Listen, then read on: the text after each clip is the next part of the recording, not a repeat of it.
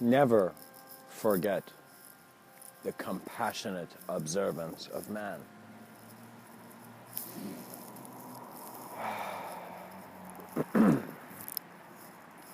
Hello everyone.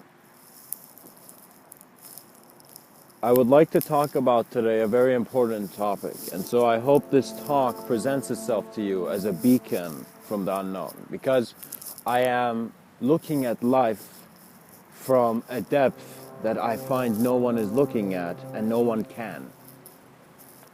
Only each person individually for their own can go find this state. And so what that means is that when you have observed all that you know, what do you know?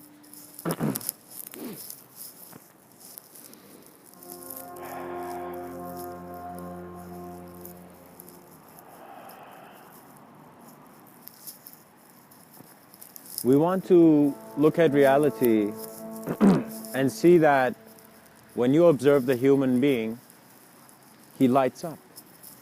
When you observe man, you see that you are being pulled to a greater understanding immediately. So the act of observance always gives you a greater understanding than just the object of observance.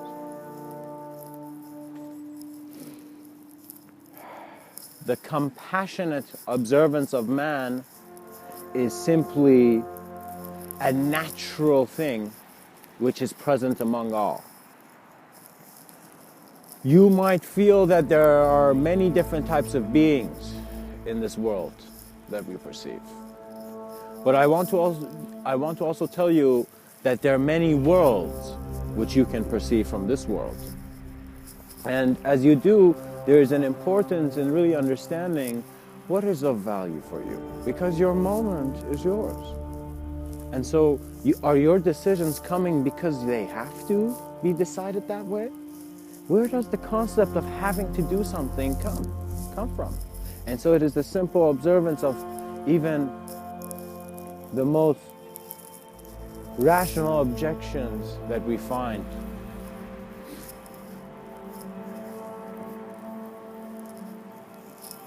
A flight beyond it.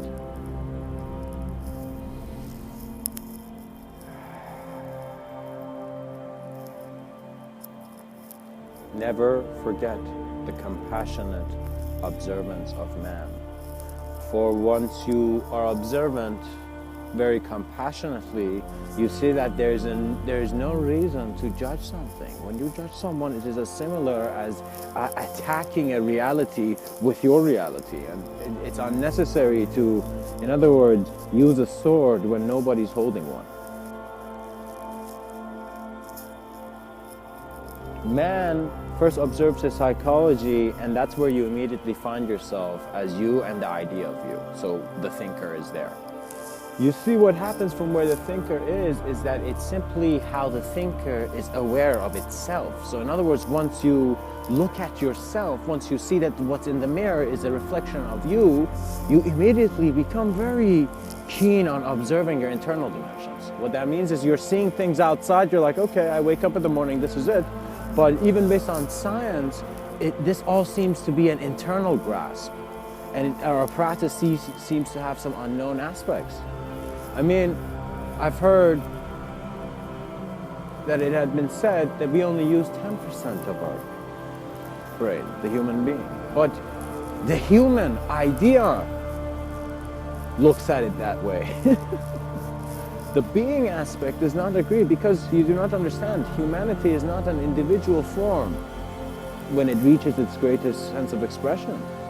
What that means is that the greatest ideas dissolve into collective knowing. And so once you see this presence of collective knowing, it's as if you were standing outside and the sun's coming and you were just not acknowledging that it was hitting you. And so you find yourself through these different rays, and so the cosmos shifts. So that is why we can very playfully say the different rays of cosmic understanding, where you're finding that your different states of being are all suggesting a greater collective understanding. Similar how to all, the mountain is very in a sense different from the bottom than the peak, and as you move towards the peak, the options lessen. So reality lessens actually until you reach a peak where you are simply a being without form, but observant of all form. And so when you're there, then there is a choice of how you deal with blueprints of reality. And what that means is that the design and your focus and your intention and inspiration shift. But recognize this, that your personality cannot know a lot of this immediately, unless you're very sensitive and your personality has a lot of trust. So what that means is if you really trust your intuition, then you can be open to greater dimensions of yourself and greater initiations, which are simply self-communications between different bodies or different states of being. In other words, the solid aspect of you being more in commune with the liquid aspect. And so the alignment is simply a greater state of experience of being. Do you see that? Do you see that? It's a different state of experience. It's as if you're here, you acknowledge everything like you normally do, but suddenly you found a way of acknowledging all that you've acknowledged simply with another sense of acknowledgement. And so that other sense of acknowledgement is not really an idea, but it's an observance of a clarity that is not, it is so instantaneous, infinitely vast, that you can see you cannot even conceive a cycle. So man even trying to conceive the cycles of the cosmos was simply how he was trying to inspire himself with what he had, which was his ideas.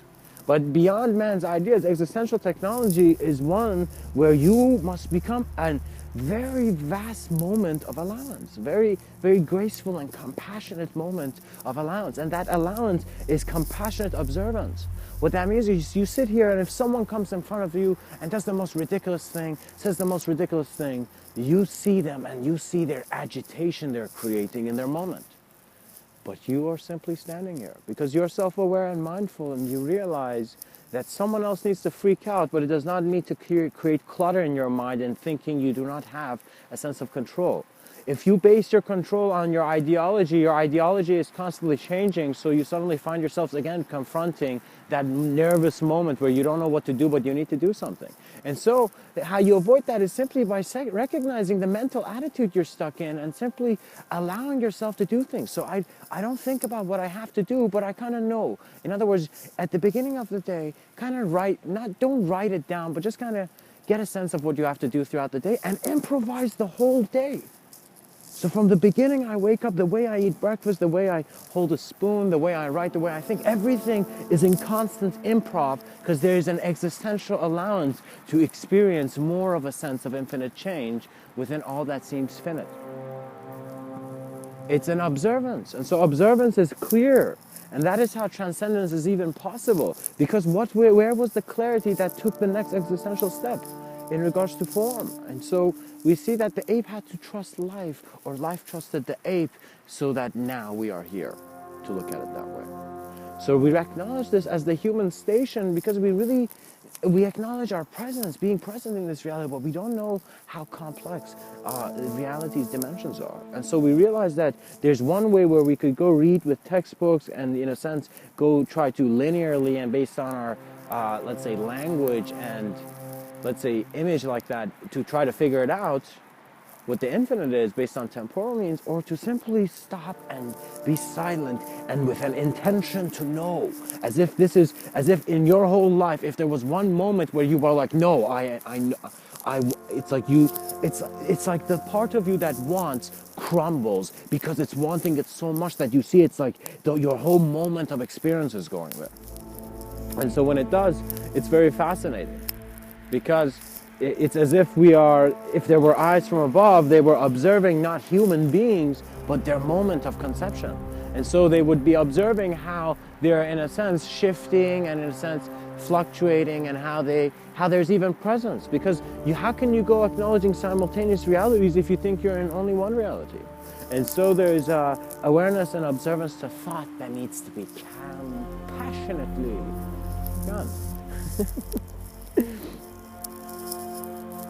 Even more compassionately than the way I said compassionately. So it is very important to be serious when you are looking for self-understanding and clarity. When it comes to truth, there's no joke. You want instantaneous knowing. So what that means is, like, you know how you have to go read something to then know what that book's about? That's not instantaneous knowing. Instantaneous knowing is your intuition and your observance of reality is so aware of itself in a manner where the knowing is allowed to be known. So the design of reality in this plane flows very differently. So the way you have a sense of intuition here, as in this sense of form, compared to other let's say, dimensions or subtler realms of consideration where form is, the sense of space and time is different. And so I have very playfully conceived this as the movement of geometry in a fractal manner, where there are different aspects of observance, but are all present in the same design that is constantly being expressed. So, in other words, are we satisfied by just calling it a Big Bang, or do we want to experientially try to break from our cages of space and time continuum, or what we've been told our reality is, and to explore ourselves? Because, you know what? There are people who write books and they're like, okay, you take this medicine, this medicine, this medicine. Now, sometimes you go to that guy who's not really a doctor, but he just likes the forest, and he just comes to you and tells you, before going to the doctor, or before getting any prescription, hey, how about you look and see why? What's wrong with you? Why is it? Why are you unhappy? Right?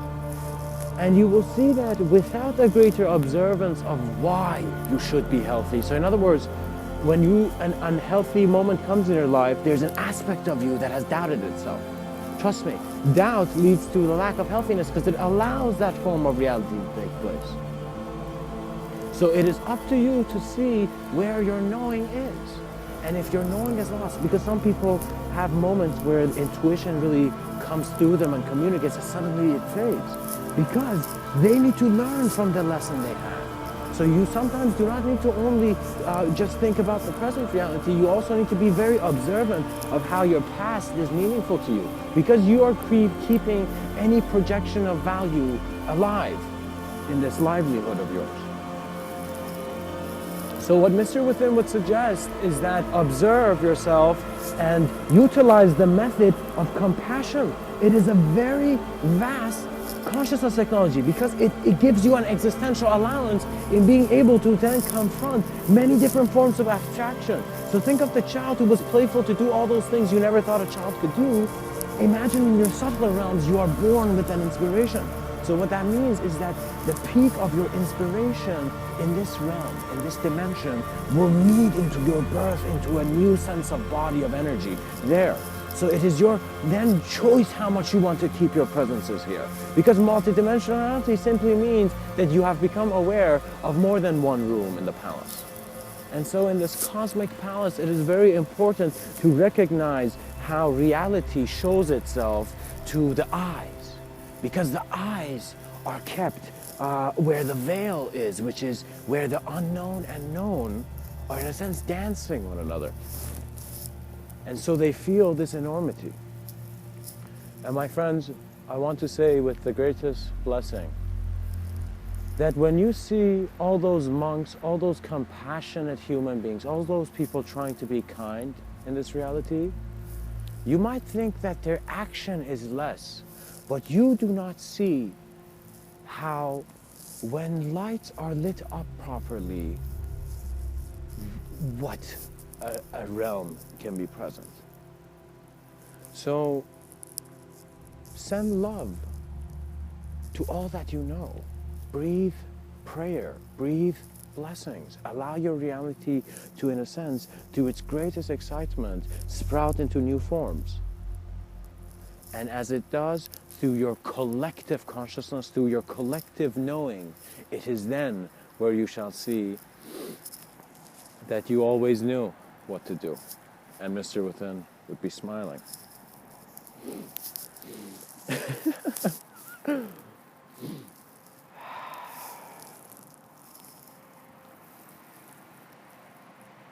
Much blessings, and never forget the compassionate observance of man.